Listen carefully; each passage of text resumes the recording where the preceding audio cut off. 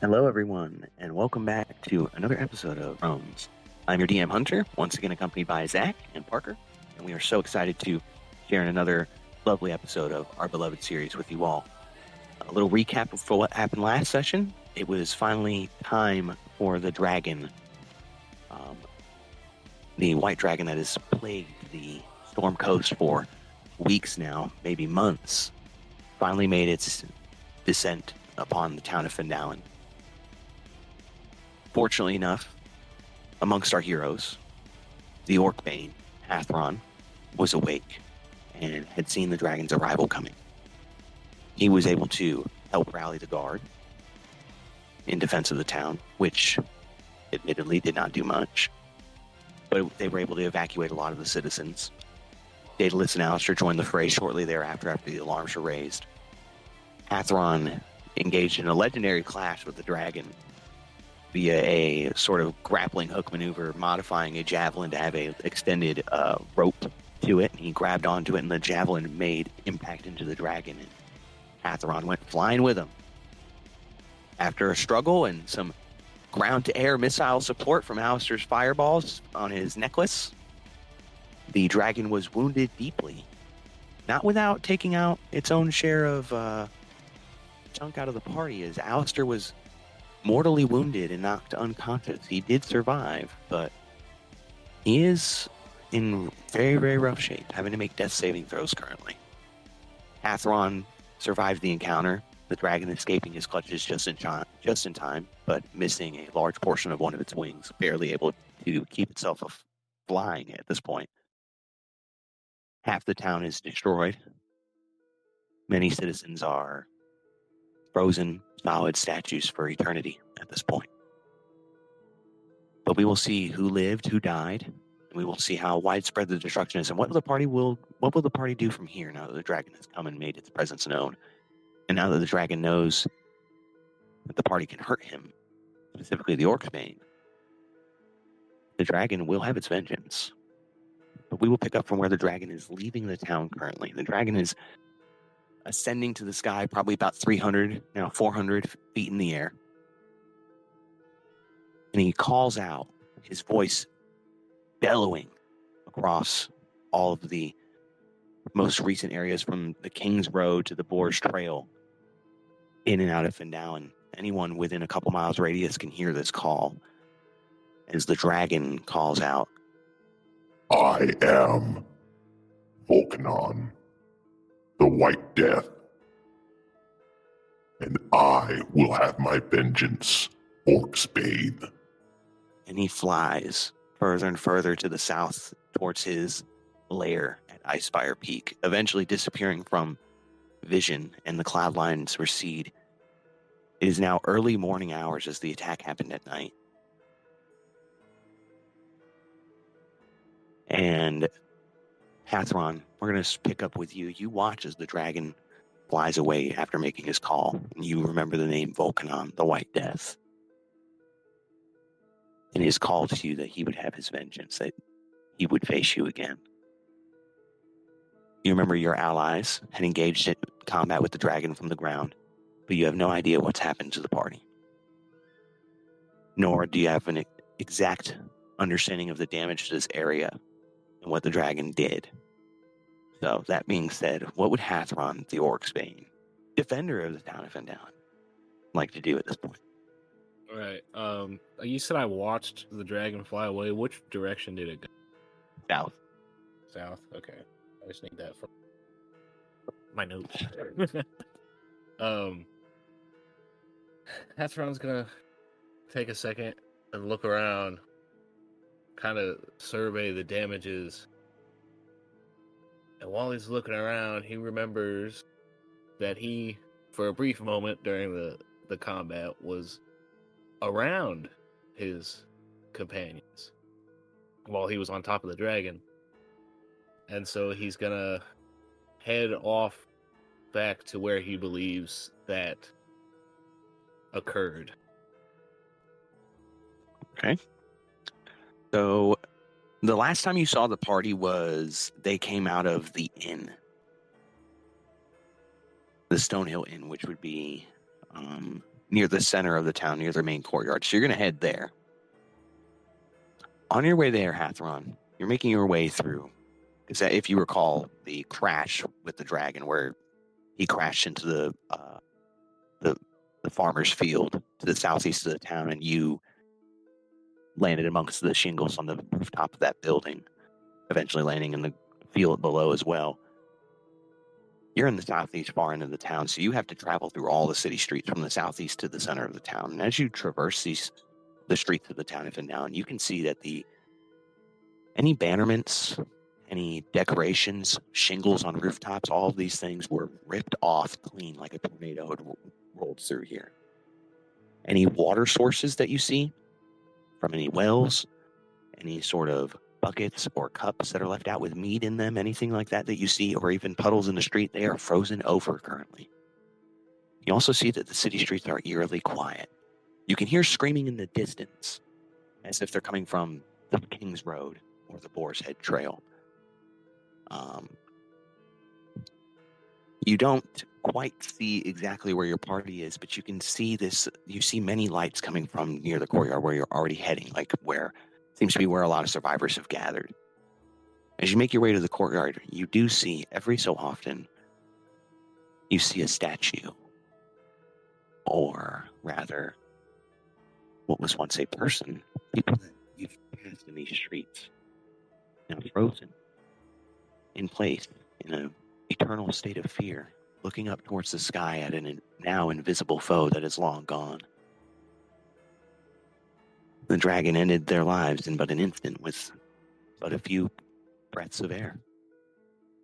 You see how fragile the lives of these people were and how many had passed in so quickly. You begin to think, what would have happened if you had not acted in the way you did? Had you not been here, what could have happened? As you make your way through the courtyard, you eventually find the rest of the party. You follow some lights. You see a few people moving in and out of city streets when eventually you see Aelin Kazarn instructing a few men to move here, move there.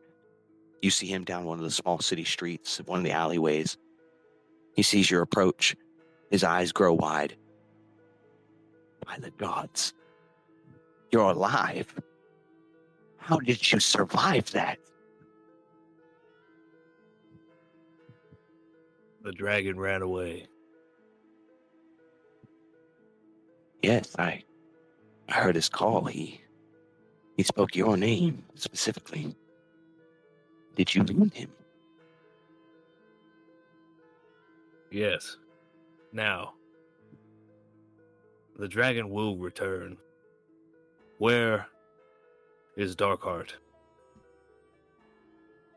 You see his face kind of turns a little dark when you say that. He kind of has a sour look on his face. He looks down.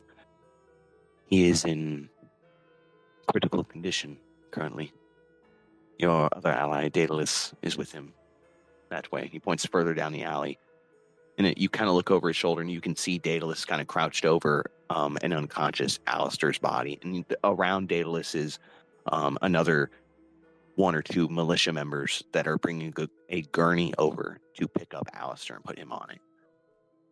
As you approach, Hethron walks past Aelin, he's gonna turn and then he's gonna tell Aelin, you should take your people and abandon this town. The dragon will return soon. And then I'm gonna keep walking towards Daedalus and Alistair.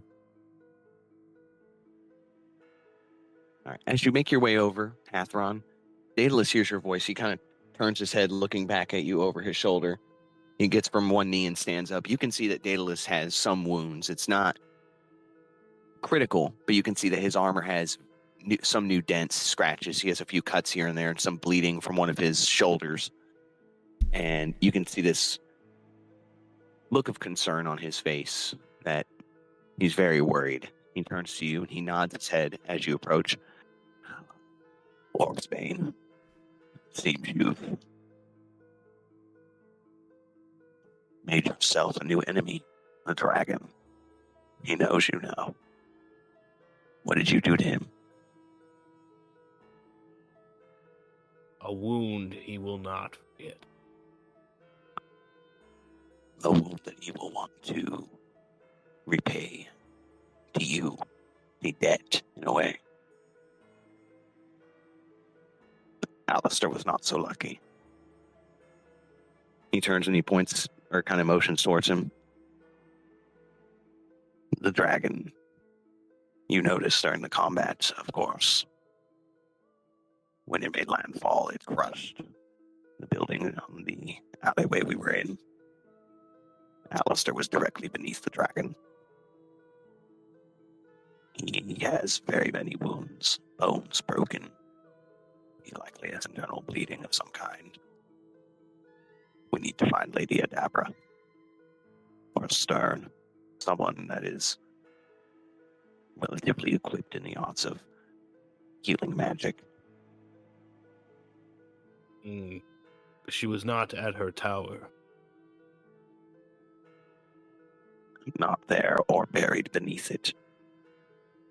You see Daedalus kind of raises an eyebrow.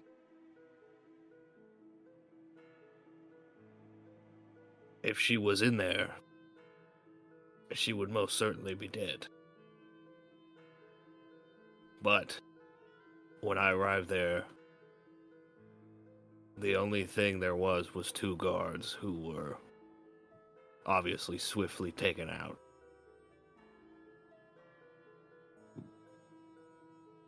As for Stargleam, I have not seen him. As you finish up that sentence, the two militiamen pick up Alistair and manage to motion him onto the gurney. And they pick him up and they state that they are taking Alistair to the Stonehill Inn, as that's going to be the staging point for any wounded or people that are in need of some form of care and can't take care of themselves at this point. They go ahead and they start moving Alistair. Daedalus follows. As he's walking, do you go with Hathron? Yeah, I could use a drink. All right. As you go with, you see Aelin Kazarn is currently stationed at the inn. He's kind of, as they're bringing in more wounded or more just people that have been displaced, lost their homes, he's just kind of dispatching where they're supposed to go, who goes here, who goes where. As the party approaches, Aelin says, he makes a motion to a couple of the militiamen. They open the doors and they tell you to take Alistair directly to his room.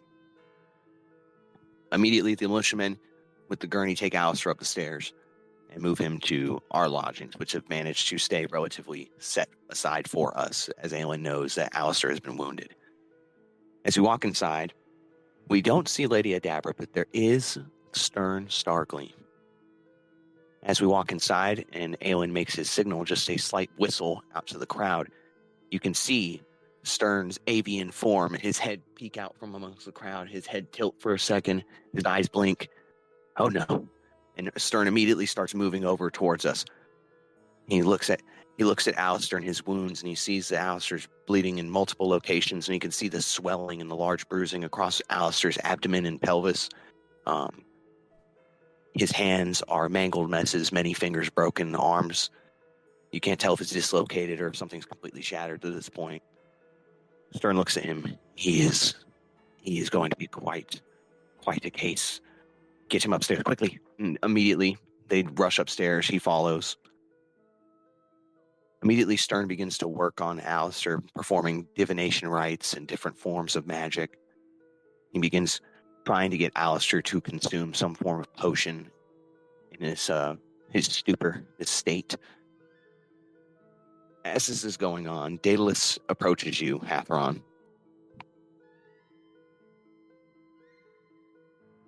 He kind of motions for you to walk over to a small area with him, sort of away from Stern and whatever militiamen are nearby or whatever nurses are helping him. So,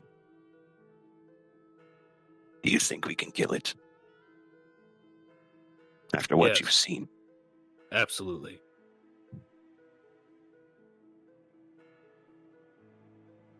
It's going to be some time before it comes back with those wounds.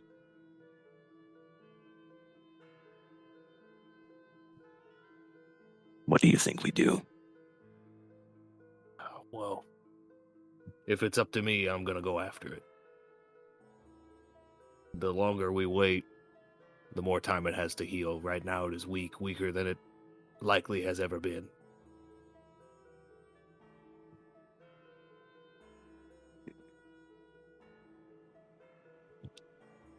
If we go after the dragon now, we are going into its den, its lair. It's not likely to be alone. Even white dragons manage to subjugate a few to their service. We may be able to kill the dragon, but it is a fight that we will return from with just the 3 of us, or 2 of us now, if he doesn't improve.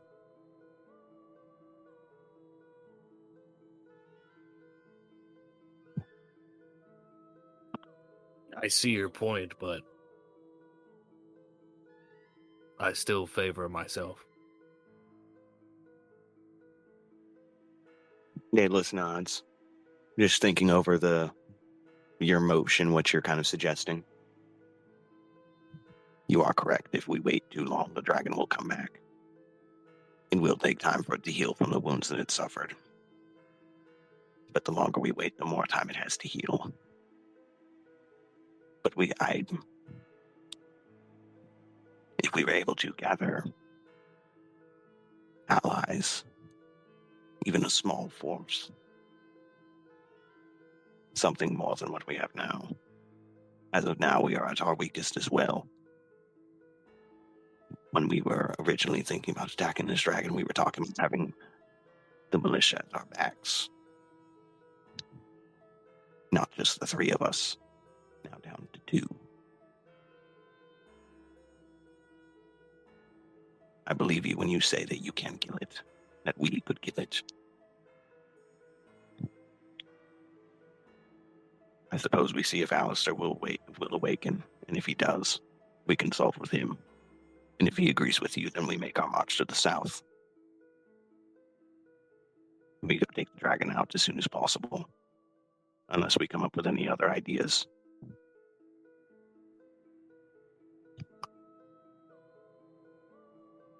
I agree, Darkheart should be the one to make the call. This is his adventure.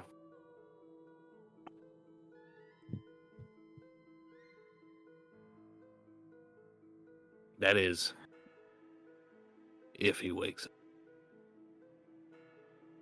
Daedalus kind of turns his head to the side and looks over at Stern. How is he? Stern looks back. He's kind of frantically working. Kind of peeks his head back. He is in a rough state, but he will survive.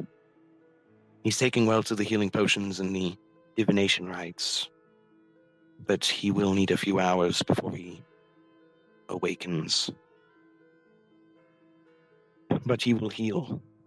He will, for the next few days, struggle, may have a limp, maybe in some pain, but he will awaken.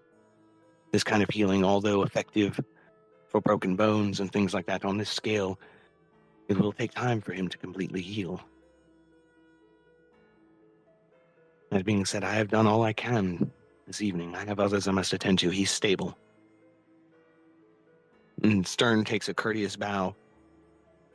I suggest when you get the chance, you see if you can find Aelin. Maybe he can send you to other survivors or someone who may be able to help. I have no idea what's happened with Tora after she left. But I was listening in on your conversation. There are those who would join you in that march to the south, even as weak as we are now. The dragon must be dealt with. I would gladly go if Aelin gives the okay. I would gladly go. You'll need my assistance in case any of you are injured in the first place. Maybe Aelin himself will go. He could maybe take a detachment. But that is up to men of higher ranking than myself, and I have other worries and a family to see to. Good luck. He heads downstairs, leaving the room and clearing it with the other militiamen. They follow him out. Hathron, do you want to stay here and wait for Alistair to wake up? Or do you want to go ahead and go talk to Aelin? You have your choices. I am gonna go. Where did Aelin go? Did he go downstairs? Aelin's still in the inn. He's just coordinating traffic, and the inn is sort of like a staging point right now. So the militia are here, and all the wounded and injured and people who have been displaced from their homes. So he's using it as sort of an HQ right now. Okay, so yeah, I'll go talk to him. And while I'm Daedalus, down there, I want to get a drink. Daedalus elects to stay. He's just going to sit here and wait for Alistair to wake up. So you make your way downstairs. You don't see the barkeep. You don't see any of the wenches that normally serve the drinks here, but you can see the bar top is completely open and that some people are helping themselves, like different militia members and survivors. Right. You feel free and you just walk up, grab a mug of ale, or not even a mug. You go over and grab a small sort of cask and you just take the cork out of it and take the whole cask for yourself. So you have this sort of like mini barrel, like 10 gallons of mead that you can just kind of drink on whenever you need it. And as you do this, you can see not that far down the actual bar top is Aelin on the other side of the bar. He's sitting there. You can see a sort of map laid out before him of the Storm Coast itself, Icespire Peak marked with a specific blue flag, and where Phandelin is marked with a red flag. You can see on the map as well, he's marked different locations that the party has been to, like the Dwarven Excavation, down where we adventured to deal with the orcs, the lighthouse. And you can see he's also marked down Waterdeep and a few other places that you can't quite identify because you haven't been there before. As you approach, Aelin looks up at you. Orcsbane. Quite the shitstorm now that the dragon has made its way here. I have to thank you for your bravery. You might have saved the whole town single-handedly. There were some sacrifices, but we would have lost more without your bravery, and I thank you for that. He sticks his hand out to yours. I shake it. Hathron shakes it. He shakes it and once again thanks you. I believe you have questions or something to bring to my attention. Normally you're not a small talk kind of person, I've gathered. Yes. Earlier I told you you should take your people and leave. Have you considered this option? Currently, we are too short-staffed of militiamen to stage a full-scale evacuation of the town. We are looking for survivors, gathering the dead, and in maybe a few days' time, the survivors will be able to leave here. Those who already left, some have already returned to gather the rest of their belongings. Those who can leave are more than welcome to and have already begun preparations, but those who can't, we will have to do on our own. Is there another town or perhaps a lord that presides over these lands that you could contact for aid? Well, the closest town would be the city of Waterdeep, and the lord of this land is currently unconscious upstairs and is not a lord in his own words. So no.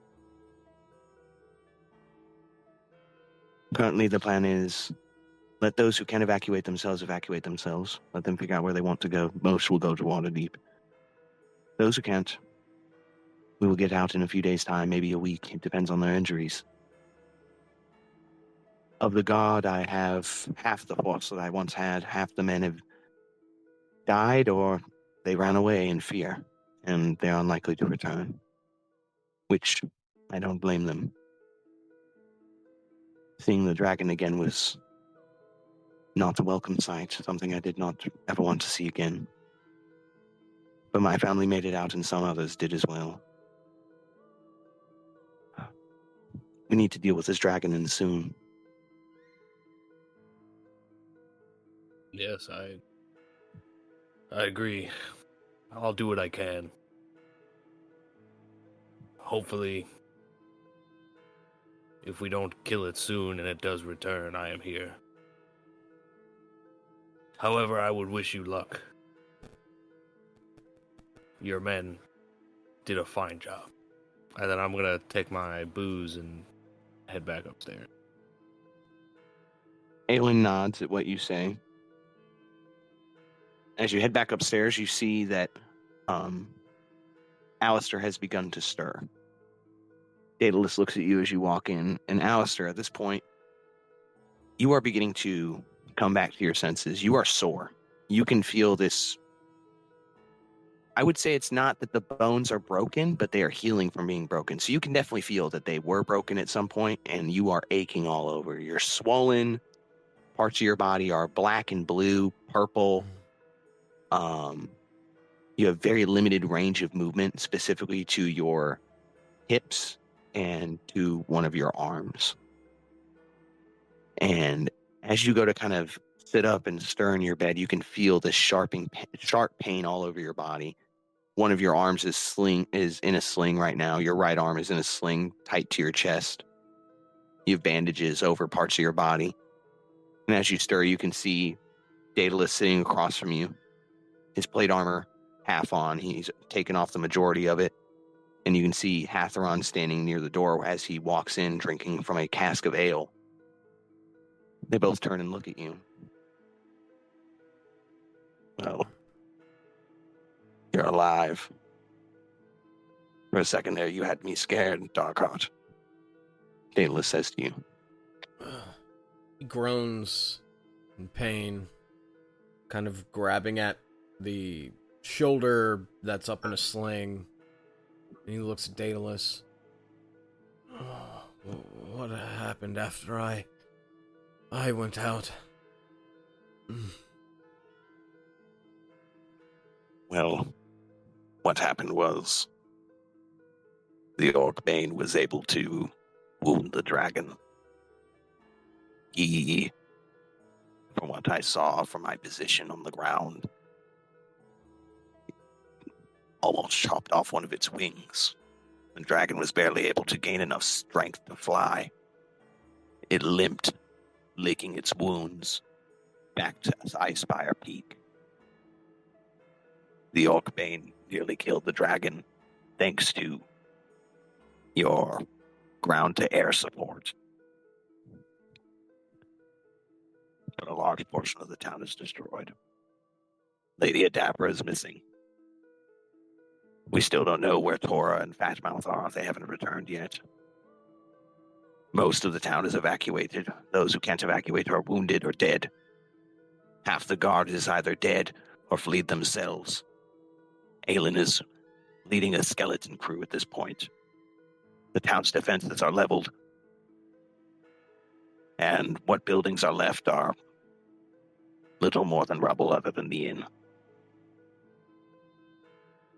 But you're alive. The dragon is wounded and is unlikely to return at least for a few days. It will take time to heal that sort of wound. But when it is healed, it is going to come back. When you were unconscious, it made a call to the Orcbane, to this town, that it would have its vengeance. It would repay the debt that Hatheron has given it. I know you've just awoken, but there are decisions to make, important ones. But there are others that we must speak with. Aelin Kazan is downstairs. And we are likely to need to go find Lady Adabra and perhaps Nibbenbot Fizzle as well. But when you have the energy, I can have Aelin come to you, meet you here. Is there anything you need to tell him, Hatheron? He kind of looks over at you. Sure. Two things. He's a hell of a lot stronger than he looks. And two,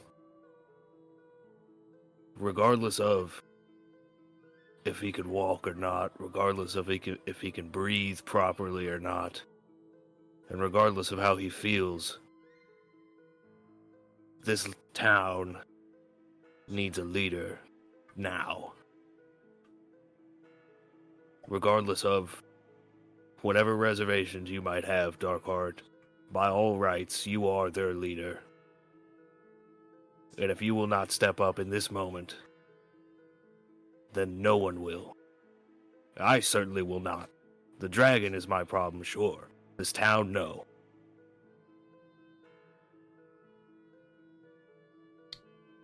In this moment, Alistair bathes in these words that you all are both exchanging with him. The words that Daedalus speaks set foot first, causing Alistair to disassociate. Could he have saved more lives if he wasn't so rash in his decision-making? That look is plastered all over his face. You can see regret turning deep within his eyes. And then Hathron begins to speak. And slowly, as Hathron continues to speak, he slowly turns to Hathron. And that look of regret turns into a glimmer. A glimmer of hope.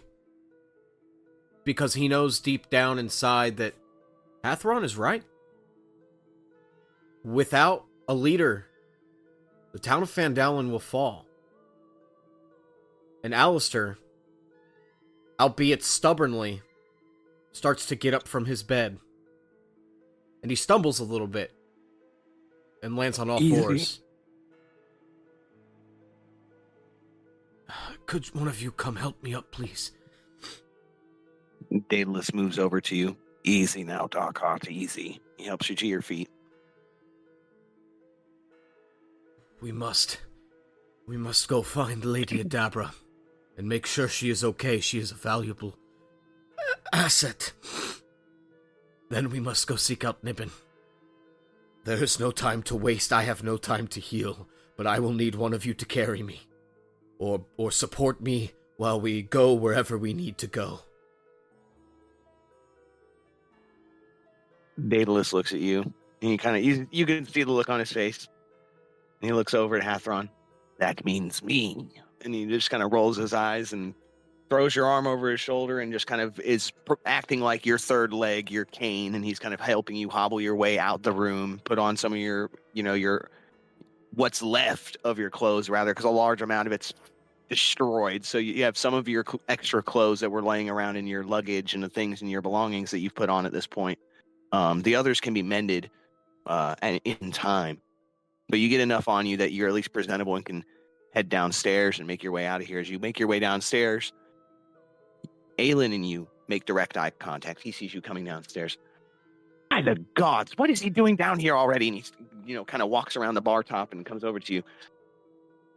Alistair, are you all right? You were at death's door but an hour or so ago. Well, a few hours ago, but it was so recent. How are you standing? You nearly died.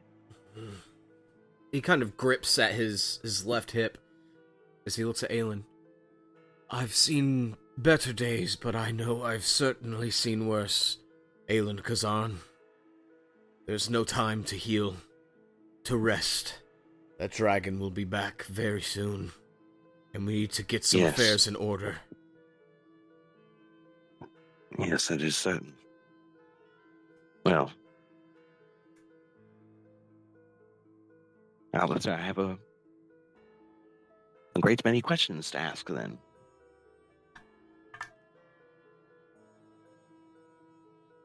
Orcsbane over here has suggested that we take the remaining people and evacuate the town as soon as possible, which I'm inclined to agree. We have a lot of wounded and some that can be evacuated now, and they can be evacuated with some minimal amount of guard. There will be men sent with them, but I have very few men that I can spare at this point without risking the injured and the weak to being exposed to anything. A dragon is the least of our worries at this point. If a small handful of goblins came upon this town at this point, we'd be in danger. But at the same time, I know that we must make a counterattack upon the dragon.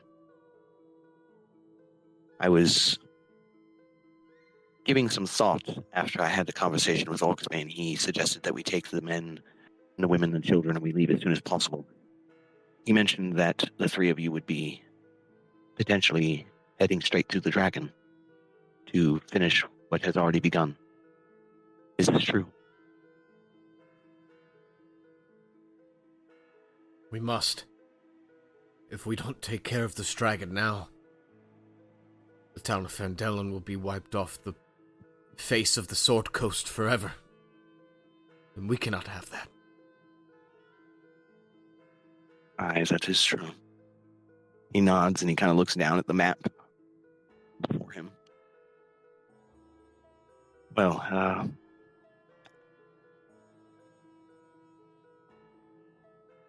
there are those here amongst the militia that would gladly join you. Stern Stargleam has already requested personally that he accompany you so that you have some sort of Medicaid at your disposal. And there are others like Tora, who I'm sure, if she's out there somewhere when she returns, that will want to help with the counterattack as well. And selfishly, I would like to throw my sword into that mix. My men will need someone that can give them orders. I know them well. And the three of you will need as many swords as you can to get you inside the walls of Icefire Peak. If that dragon has any sense of intelligence to him, he's turned it into a fortress that is nigh impregnable at this point. You will need all the swords that you can muster, especially if he has any help. Right now, my estimate is myself, Tora, Stern, and I can maybe muster 2 or 3 other men. The other men left on my roster will have to stay here, protect the town, and help with the evacuation. But if that is indeed your plan, the militia of Phandelin stands at the ready to join you. And we will gladly accept your help, and the militia's help, Aelin Kazan. But I fear we may need even more allies. I don't know if it would be enough.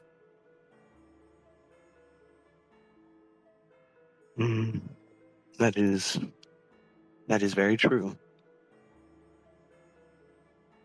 Whilst I do not know many others, you do have a few other friends in this town. We are still searching for Lady Adabra. I have a few men that have personally went to the windmill to investigate the ruins there, and I have other men patrolling the city streets looking and identifying those who were unfortunately frozen. Hopefully she is not found amongst them. Other than that, I do have word that Nibbin Botfizzle is alive and well. He is north of here at his shop. If you wish to speak with him, he's there currently. He did check in with me and inquired about you, Lord Darkheart. Alistair. Forgive me. He was inquiring about you, Alistair. So maybe you want to see to him soon. But when the time is ready, find me. And those of us that are ready and able will join you. You have my sword. Alistair extends his good arm. And you have mine as well, Aelin Kazan. Aelin gently shakes your hand, very gently, very gingerly. He sees how much pain you're in. Well, I will let you see to your duties. If you need me, I'll be here coordinating the rest of the evacuation efforts. Thank you all for what you've done for us, your sacrifices. I look forward to killing that dragon. And then he kind of returns and starts walking over to some of the injured townsfolk, the women, the children, the elderly, checking on them personally. Daedalus looks at Alistair and looks at Hathron. Alistair, are we sure it's wise to bring them with us? It might be a death sentence for all of us that go.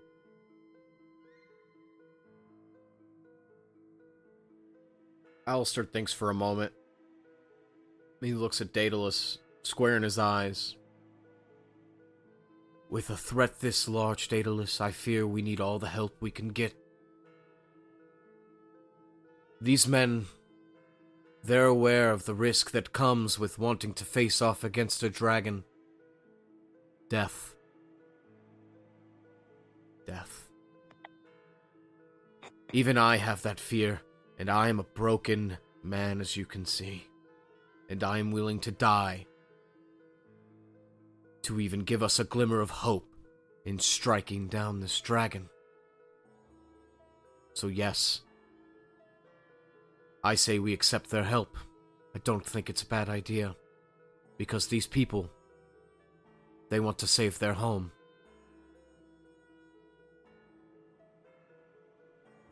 And they have the right to fight for it. Yes.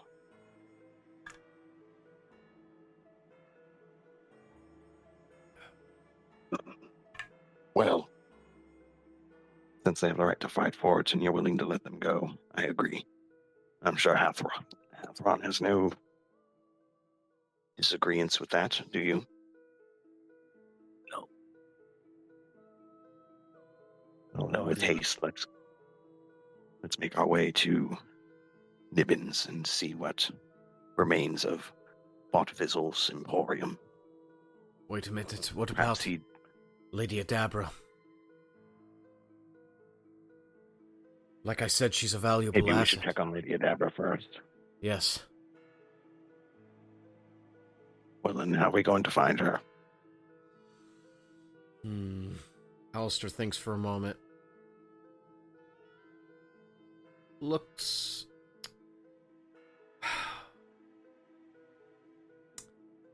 He looks off into the distance and starts to think.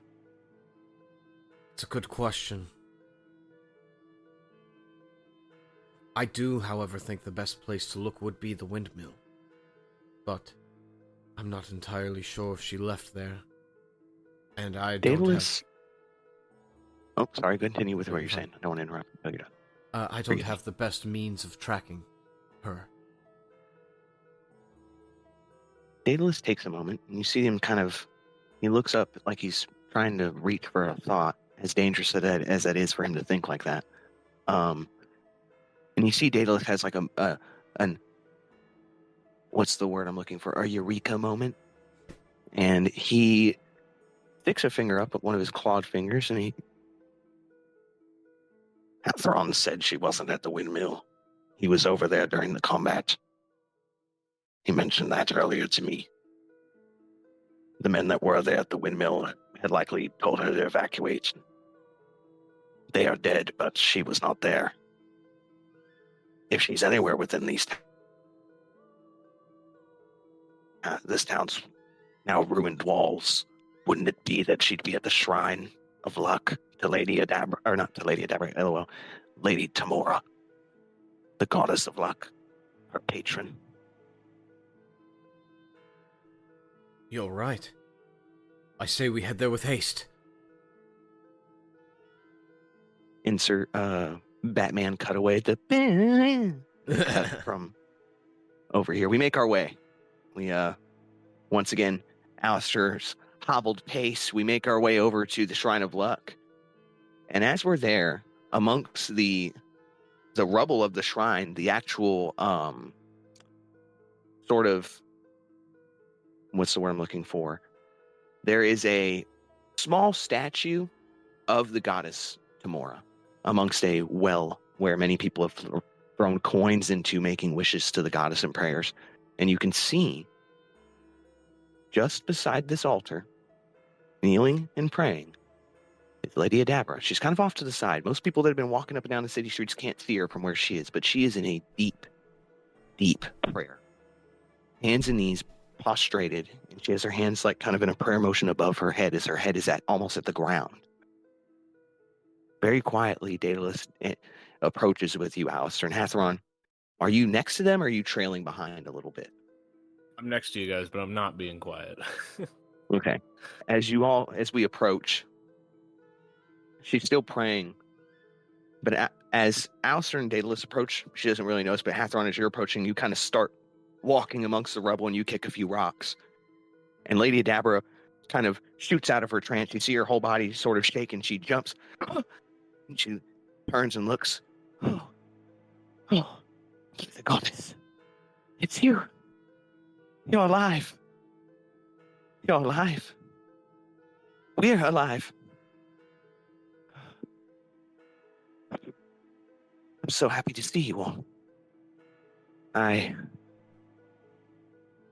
been here for some time. I began praying when the dragon attacked and haven't stopped since. I lost track of the world around me, it seems. Alistair, what happened to you? Where's the dragon? It's flown off. I got completely crushed. Mangled. But Stern Stargleam was able to put me back together as best as he could. He grabs his like rib cage. Still in a seething amount of pain. We wanted to come find you and make sure you're all right. I'm just glad to see that you're still alive. Yes, with the lady's blessings, I was lucky enough to be alive and sheltered here. The dragon's passes barely missed me here. Its initial pass upon the town, it went through the courtyard, but I was safe here. The goddess protects. It seems that she's protected you all as well. And she looks at you, Alistair. You still have that coin, don't you? Alistair reaches into his pocket and pulls out the token of luck that Lady Adabra handed to him when they first met. She smiles, very big smile, and she says, see? She blesses you. She blesses all of you. How did the dragon... Did it leave of its own accord, or did you manage to repel it? I think one of these two could answer that question. Unfortunately, I was unconscious after I launched 2 fireballs at the bastard. Daedalus looks over at Hathron. Just kind of motions to him that he did it. She looks at you, Hathron.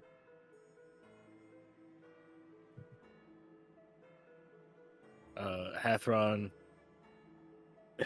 is gonna take his axe out and simply say, "It met the wrong end." She nods. So, the 3 of you met this beast in combat, and you were able to wound it enough to get it to leave here. Obviously not without suffering wounds of your own, but it bleeds, and you've seen it. That means it can be killed. And I see that it is likely that the 3 of you are intent on immediate counterattack. Why else would Alistair be up on his feet so quickly after such grievous wounds? She looks at Daedalus and then looks at Alistair. That is not the truth, is it? Daedalus nods. It is, Lady Adabra. We do intend on an immediate counterattack.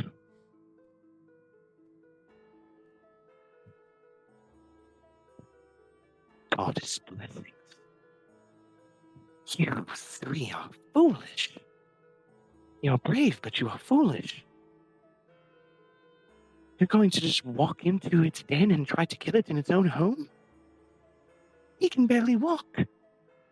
And you barely have any armor left. And well, I will say you are in great condition, Hathron. You did well. It's hard to believe that the 3 of you come out of there alive.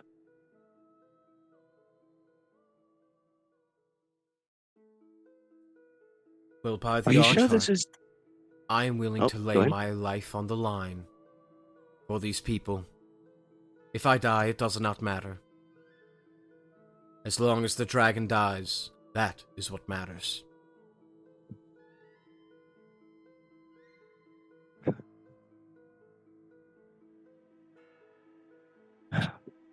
She shakes her head for a moment and looks down at the ground.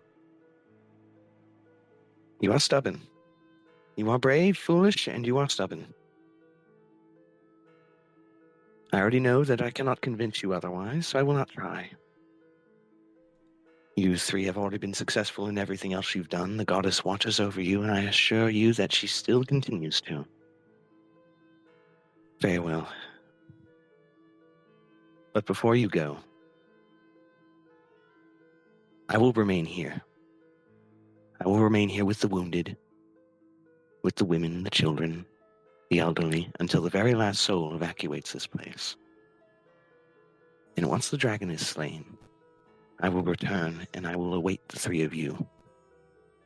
You will return here, and you will come and find me. Is that acceptable? I think it is beyond acceptable, Lady Adabra. That is good. She looks at you, Hathron. Orcsbane, is it? That's what they call you? Yes.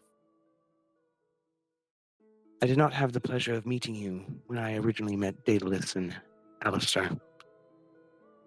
I gave them something, which Alistair has already shown. And she pulls out of her pocket a single coin. This is a token of the Lady Tamora, the goddess of luck. I've already told the two of them of a vision that I was given. I saw the two of them. More importantly, I saw others. And amongst these others was you, Conqueror. You have the goddess's blessings.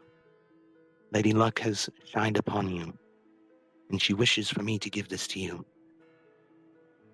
Not only is it a symbol of her blessing upon your journey, but you will find in moments of your greatest desperation that it will bring you a second chance, perhaps. That being said, I'm going to once again reiterate what this coin of luck does from Lady Tamora. It's a free re-roll once a day on any roll you do. Any one roll. So make sure you put that in your notes. And like forever? Like it's not one use? Forever. No, forever. Yeah. Every day. You get one free re-roll with this dice. This is, so I remember, and this is, you can keep this in, Zach. This is just something that I want to share that we used to do, is we would always have, some people would do inspiration, but we always had like a do-over, a mulligan roll. Like, Yeah. we always had one roll you'd get to re-roll per session when we would all play What was together. it, This is Action basically Surge that or one whatever it was? re-roll. Yes, it's not necessarily action surge, but something like that. It's like we had Yeah. you get to have your one re-roll. So you use your coin of Lady Tamora. You can flip the coin. You can just pull it out, whatever. Describe how you want to use it, and you'll get to redo that roll that you just used. Okay? Okay. You get one a day, and this is your blessing from that goddess, because that goddess is sort of playing a matron role to our party currently through Lady Adabra. As she Okay. says this, Lady Adabra hands the coin to Hathron, looks at all three of us, takes a solemn bow. I will see you when you depart to face the dragon, and I will see you when you return. I'm going to head to the inn and meet with Aelin Kazan. She bows once again and leaves. Daedalus then takes a moment and looks at Hathron and then looks at Alistair. Well, I take it now is the time we need to go and meet with Botfizzle. I agree.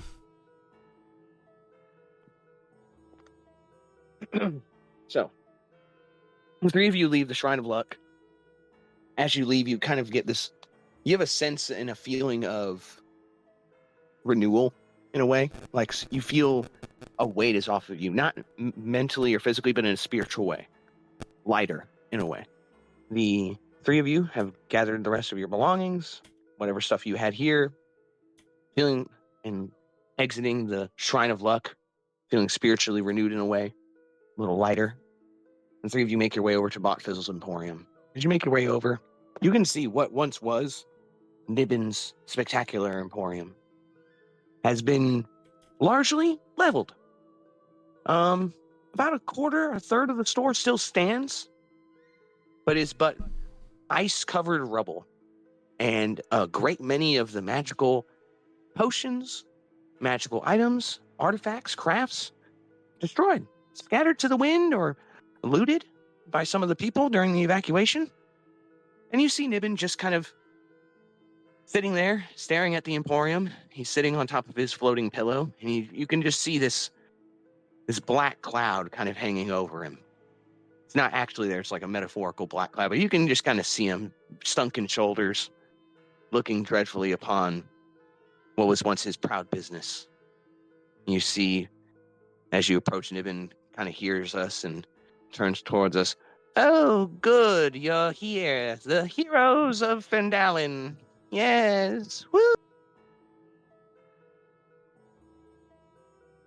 You're alive.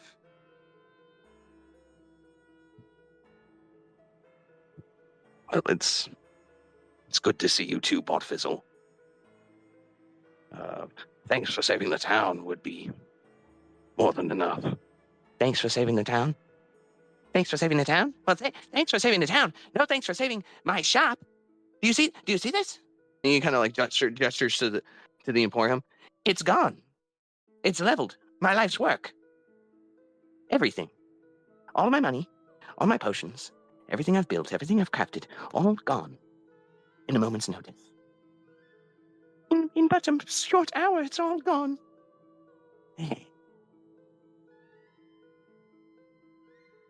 But, that being said, I am alive. The material possessions in here are nothing compared to one's own skin. And I suppose I must thank you because I did see your valiant efforts, Lord Darkheart, Daedalus, and of course you, the mighty Orcsbane. I saw you flying around like a pterodactyl of some form, chasing after the dragon. Where did you gain the ability to fly? I used a rope. Rope. A flying rope, I see. I I see. Magic I'm not accustomed to. No, I You can learn this. I tied the rope to a javelin and threw the javelin into the dragon. I don't use magic. What kind of children's book? You're not telling me that actually worked. Well, the dragon's gone, and I'm here, and everyone saw me behind it in the air. I did. I didn't see a rope. You are correct. You were flying behind it. So you really did repel the dragon's attack. Well, that is good news. So you're here to help me rebuild my store, I see. He smiles from ear to ear. Well, go on. Grab a hammer, grab some of the wood over there, and we'll get to cracking. How's that sound, boys? To be honest, Nibbin, that is the least of our concern right now. Why don't you just use your magic? Well, it's the least of your concern. What is your concern, then, Master Darkheart? And he takes like a little bow to you. The dragon. Because if it comes back and you even remotely somewhat rebuild your shop, Nibbin, if it comes back and destroys it again, you might not make it out with your life this time. You might perish. Your shop may crumble again, and you may yet live. The possibilities are endless. But the dragon... If we kill the dragon, your problems and worries will end. Well, my problems and worries are taken care of, in a way. We're gonna rebuild this eventually, but as you can see, my cohort, Cornelius, is not here. With good reason. He was able to escape with the others, and he has made his way to the southwest of here along the Boar's Trail. He's heading to the city of Waterdeep to go and perhaps secure us some help from the city. Doubtful, because Cornelius is a bit of a coward, but I do have another shop there, and if he gets there, he can conveniently fix the teleportation circle there, and I can make my way over there and get the hell out of here. But Hmm. that being said, all jokes aside, I am glad that you three were able to repel the dragon, and this town is in your debt. And if I recall, the last time we spoke, I was able to give you some magical potions and artifacts and such, but I promised a list. I promised a list of those who would be willing to help. Perhaps to defeat this dragon. Assets. I told you about the Dragon Slayer Greatsword. I don't know if you've acquired that, but I have told you about this list, and I conveniently still have it. It was not destroyed in the attack. So, Nibbin floats over. This is for you, and he hands it over to you, Alistair. It's like a folded up little piece of parchment. Alistair Do you takes open it, and he unravels the parchment and looks at what its contents might be. As you read it, Nibbin sort of guides you through what you're reading. What you're seeing there, young Darkheart, is but a small list. I understand you may have been expecting many, many more names, but what I assure you is that the names on this list will be of great aid to you. I have found, thanks to contacts within the city of Waterdeep, those who are indebted to me and work for me, a list of 3 men that would be great assets to you. At the top of that list, there's a name there. The name is Gugu, the champion of Negdog Fight Club promotion in the city of Waterdeep. He is a valuable warrior, champion, undefeated in the arena. He may be the only being on the Sword Coast comparable to the Orcsbane. Not saying he's as good as you, Orcsbane. Please don't hurt me.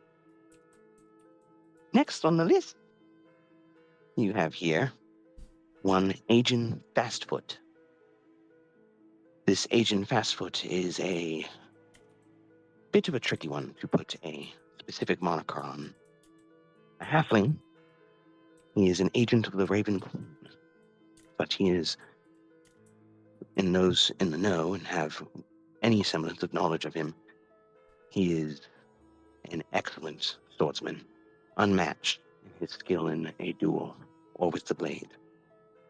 He would be a great asset to you. And at the bottom of the list is one Belgos III. Belgos III is a Drake Warden.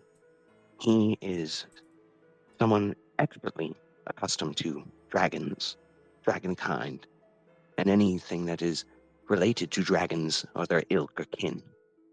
His knowledge and his ability to track dragons and maybe identify their weaknesses would be of great aid to you. All 3 of them are located in the city of Waterdeep. Now, I don't have a teleportation circle, so I can't just send you to the city of Waterdeep. That's why Cornelius is on his way there now. But if I do recall, Alistair, did I not give you a teleportation scroll? Alistair reaches into his satchel and pulls out a case that is used to store scrolls, and he pops it open, pulls out the scroll, and it has a purple seal on it, and he unravels it, and there's a bunch of these arcane runes all over it. I believe this is a teleportation circle, at least on my basic understandings of magic, but I know the basics of how the teleportation spell works. If I'm familiar with the place, we have a higher chance of getting there. And I spent a good portion of my childhood in Waterdeep, luckily for these 2, so... Well, that is good. When do you plan on departing? I may be of aid in this. Maybe right now. Oh, right now. He looks at Daedalus and he looks at Hathron. Right now? Really? He looks at you, Hathron. Right now? Yeah. Why else would what would we stay here for? He looks at Daedalus. Right now? Daedalus looks at him and he just nods. Well, Alistair, I will say someone to cast this level of magic may need a little bit more,